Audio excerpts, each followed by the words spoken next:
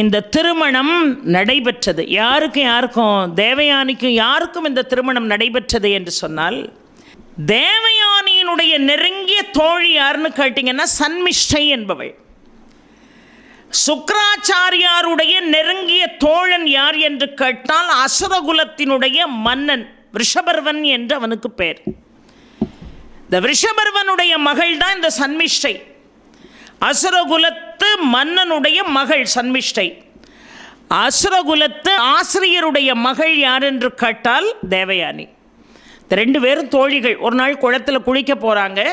உடுத்தக்கூடிய ஆடைகள் எல்லாம் கரையில் இருக்குது. குளத்துக்குள்ளே நின்று குளிக்காங்க. ஒரு பெரிய காற்று வீசுகிறது. ஆடைகள் எல்லாம் பறந்து ஒன்றோடு ஒன்று கலந்து விடுகிறது. இதில் அடையாளம் தெரியாமல் தேவயானியினுடைய ஆடை எடுத்து சன்மிஷ்டை போட்டுக்கொண்டாள். இப்போ தேவயானிக்கு கோபம் வருது. என்னுடைய ஆடை எடுத்து உன்னை யார் அணிய சொன்னது? அப்படி அவளை அவமானப்படுத்தணுன்னா அவ சொன்னா பாருங்க, நான் கேட்டால் நீ கொடுத்து தான் ஆகணும். ஏனென்று சொன்னால் நான் கொடுக்கக்கூடிய இடத்தில் இருக்கிறேன், நீ யாசகம் வாங்கக்கூடிய இடத்திலே இருக்கிறாய். நான் கொடுக்கக்கூடிய இடம் என்று ஏன் சொல்கிறேன்? நான் அசுரகுல மன்னனுடைய மகள், நீ அசுரகுல ஆசிரியருடைய மகள்தான். நான் கொடுப்பவள், நீ யாசிப்பவள் என்று சொன்னாள். அவ்வளவு தோழியாக நெருக்கமாக இருந்தவங்களுக்கு இடையில் சண்டை வந்தது. கோபம் தலைக்கேறி பக்கத்தில் இருந்த ஒரு பாழங்கிணறுல இந்த தேவயானியை சன்மிஷ்டை தள்ளி விட்டா உள்ள. இப்போ தேவயானி கிணத்துக்குள்ளே போய் விழுந்தவ அபயம் அபயம் அபயம்னு கேட்ட சத்தம் அந்த வழியாக குதிரையின் மீது ஆரோகணித்து வந்தான் இந்த யயாதி என்கின்ற மன்னன், நகுஷனுடைய மகன். இந்த யயாதி அந்த கிணத்துக்குள்ளே இறங்கி அந்த பெண்ணை காப்பாற்றி சுக்ராச்சாரியார் வசம் வந்து ஒப்படைத்தான். இப்பொழுது யயாதிக்கு அவள் மீது ஒரு ஈடுபாடு வந்தது, தேவயானிக்கு தன் உயிரை காப்பாற்றியவன் என்கின்ற ஈடுபாடு வந்தது. இருவருக்கும் திருமணம் செய்து வைத்தார்கள். இப்போ யயாதியும் தேவயானியும் திருமணம் செய்தார்கள். இந்த தேவயானிக்கு ஒரு பழி உணர்ச்சி இருந்தது. அவங்க அப்பாவை கூப்பிட்டு அந்த அசுரகுலத்தினுடைய அரசனாக விளங்கக்கூடிய ரிஷபர்வனை கூப்பிட்டு உங்கள் பொண்ணு இப்படி செய்யலாமான்னு கேட்டாள். இப்போ செஞ்சது தப்பு தான், நானும் மன்னிப்பு கேட்கிறேன், அவளையும் மன்னிப்பு கேட்க வைக்கிறேன். மன்னிப்பு மட்டும் எனக்கு போதாது, இதை விட ஒரு பெரிய உபகாரம் செய்யணும், சொல்லுங்கள் செஞ்சிருவோன்னார். எனக்கு எத்தனையோ பணிப்பெண்கள் இருந்தாலும் என்னுடைய முதன்மையான பணிப்பெண்ணாக இவள் தான் இருக்கணும். சன்மிஷ்டை தான் எனக்கு பணிப்பெண்ணாக இருக்க வேண்டும், எனக்கு வேலைக்காரியாக இருக்கணும் அப்படின்னா. அப்படியே ஆகட்டும் என்று சொன்னார்.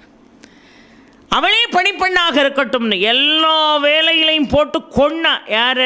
சன்மிஷ்டையை. ஏன்னா அவ்வளோ பழி உணர்ச்சி. ஆனால் ஒவ்வொருத்தர் வாழ்க்கையில் செய்கிற சின்ன சின்ன தவறுகள் கூட அவர்களுக்கு ஒரு பெரிய பாதிப்பை ஏற்படுத்திடும்னு பாரதம் சொல்கிறது. காலம் உருண்டோடுகிறது. தேவயானிக்கும் யயாதிக்கும் 2 புதல்வர்கள் பிறக்கிறார்கள். ஆனால் இந்த பணிவிடை செய்வதற்காக அரண்மனைக்குள்ளே வருகிறாளே சன்மிஷ்டை, அவள் மீது யயாதிக்கு ஒரு காதல் வருகிறது. யயாதி மீது சன்மிஷ்டைக்கு ஒரு காதல் வருகிறது. இருவரும் யாருக்கும் தெரியாமல் உறவுகளை தொடர்ந்து அவர்களுக்கு 3 ஆண் குழந்தைகள் பிறக்கு. ஒரு நாள் இந்த 3 ஆண் குழந்தைகளையும் பார்க்கக்கூடிய ஒரு சந்தர்ப்பம் தேவயானிக்கு வருது. அவன் இந்த 3 குழந்தைகளையும் பார்த்தா 3மே தன்னுடைய கணவனுடைய சாயல் இருக்கு. சந்தேகம் வந்துட்டு நேராக போய் கணவனையும் சன்மிஷ்டையும் அழைத்து, உங்களுக்குள்ளே இப்படி ஏதாவது உறவு இருக்கிறதா, இனிமே மறைக்க முடியாதுன்னு முடிவு செய்த இருவரும் ஆமாம் என்றார். வந்தது கோபம் தேவயானிக்கு. நேராக புறப்பட்டு அவங்க அப்பா வீட்டுக்கு போயிட்டா. இப்பவும் நாம் அதைத்தானே செய்கிறோம். ஏதாவது சண்டை வந்துட்டுனா உடனே எங்கள் அம்மா வீட்டுக்கு போகிறேன், எங்கள் அப்பா வீட்டுக்கு போகிறேன். எந்த வீட்டுக்கு போனாலும் நிரந்தர தீர்வு என்பது வாழ வந்த இடத்துல தான். அதை பெண்கள் மறந்துடக்கூடாது. அப்பாவும் அம்மாவும் கடைசி வரைக்கும் நம்ம கூடயே வர முடியாது. நமக்கு உறுதுணையாக இருப்பாங்க, நமக்கு நல்வழி காட்டுவாங்க. கணவனை விட்டு பிரிந்து தனிமரமாக இருப்பதை நம் பெற்றோர்களை விரும்புவதில்லை. அதான் உண்மை.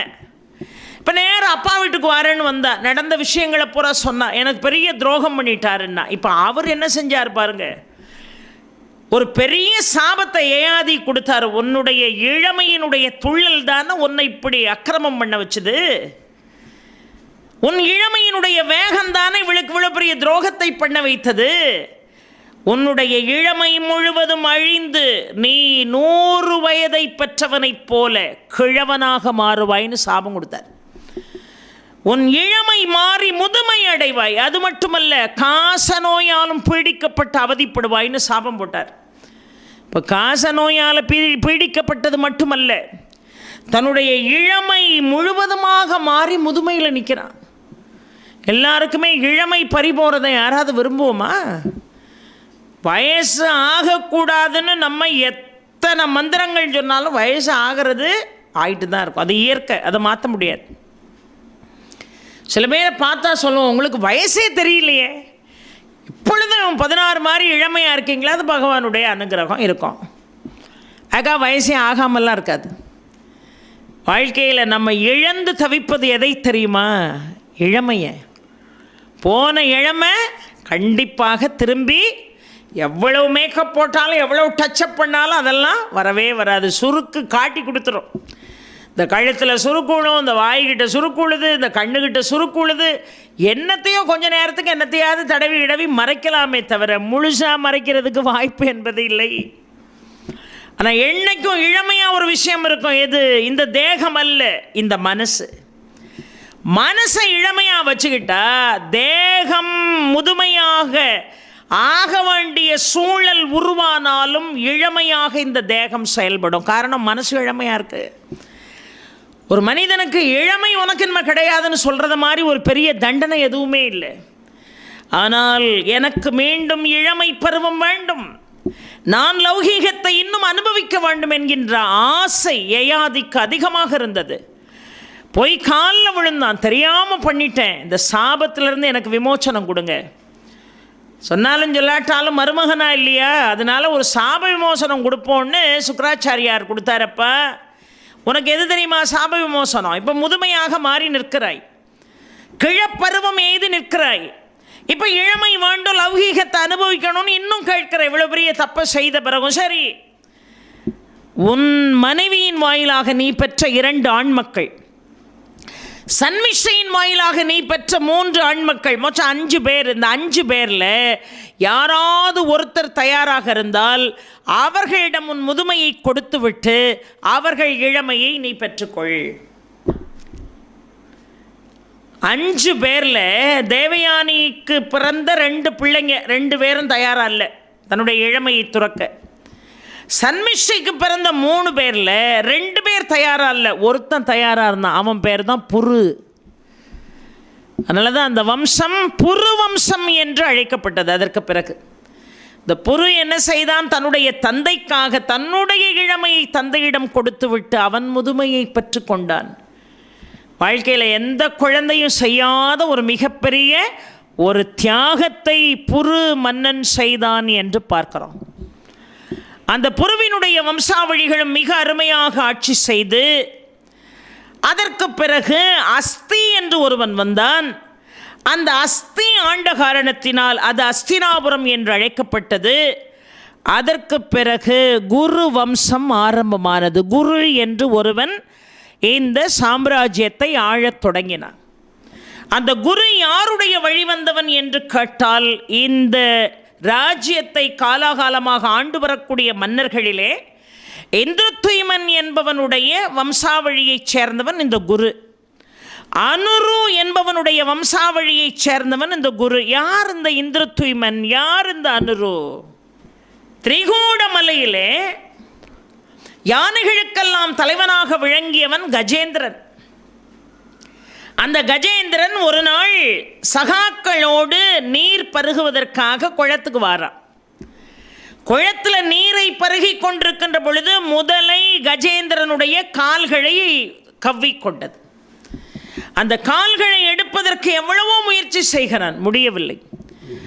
சக யானைகள் எல்லோரும் சேர்ந்து அந்த முதலையிடமிருந்து கஜேந்திரனை காப்பாற்ற முயற்சி செய்கிறார்கள், முடியவில்லை.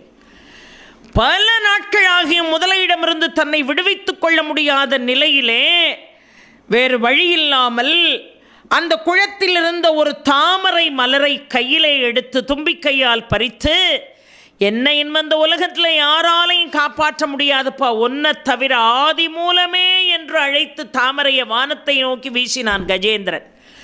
உடனடியாக சங்கோடும் சக்கரத்தோடும் வந்த பெருமாள் அந்த முதலையினுடைய தலையை தன்னுடைய சக்கராயுதத்தால் வெட்டி வீழ்த்தினார். முதலையினுடைய வாயிலிருந்து கஜேந்திரன் விடுபட்டான். அவனுக்கும் சாப விமோசனம் கிடைச்சது, அந்த முதலைக்கும் சாப விமோசனம் கிடைச்சது. யார் அந்த கஜேந்திரன் என்று சொன்னால் அவன்தான் இந்த பாரம்பரியத்திலே ஒரு காலத்தில் ஆட்சி செய்த இந்திரத்யுமன் என்று அவனுக்கு பெயர். இந்த முதலை யார் என்று சொன்னால் ஒரு கந்தர்வன்.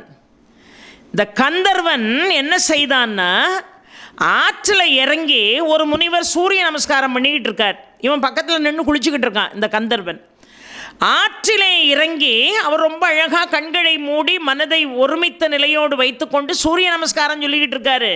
சூரிய நமஸ்காரம் சொல்லிக்கிட்டு இருந்த அந்த முனிவனுடைய கால்களை இந்த கந்தர்வன் பிடிச்சி இழுத்து விளையாண்டான்.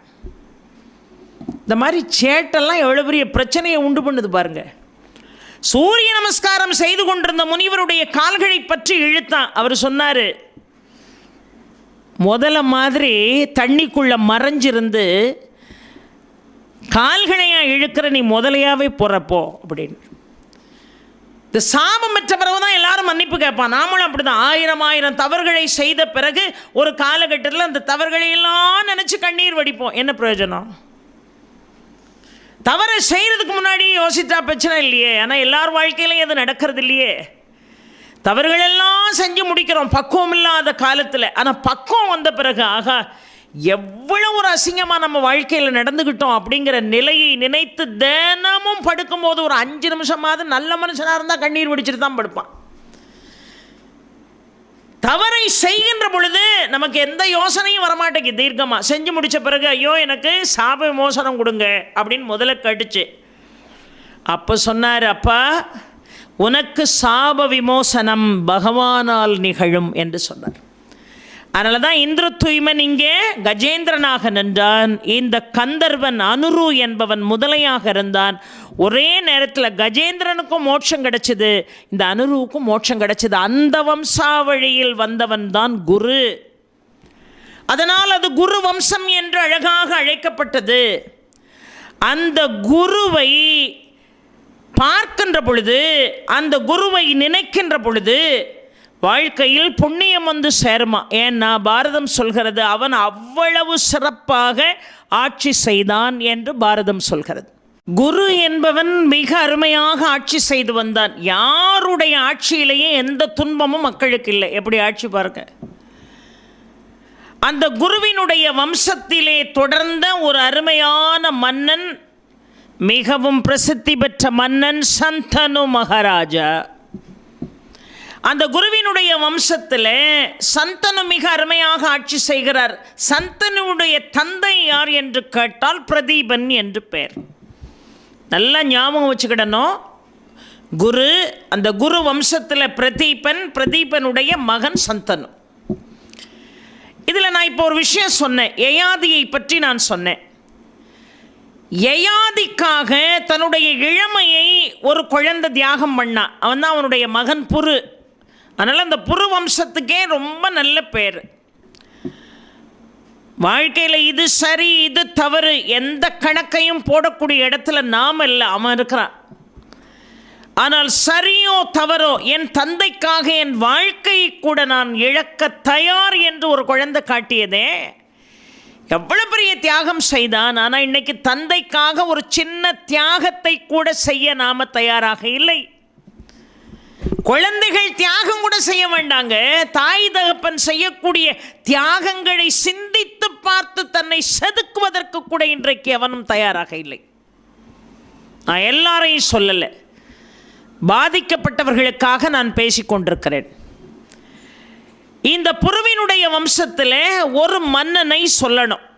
நான் சந்தனுவனுடைய செய்தியை ஆரம்பிக்கிறதுக்கு முன்னாடி ஒரு மன்னனை பற்றி சொல்ல போகிறேன். இந்த புருவினுடைய வம்சாவழியிலே, யயாதியினுடைய மகனாக இருக்கக்கூடிய புருவினுடைய வம்சாவழியிலே பரதன் என்று ஒரு மன்னன் ஆண்டான். இந்த பரதனுக்கு பிறகு மிக அருமையாக அஸ்தினாபுரம் அஸ்தி ஆண்டதால், அப்புறம் குரு வம்சம் ஆரம்பமாகிறது குரு ஆண்டதால்.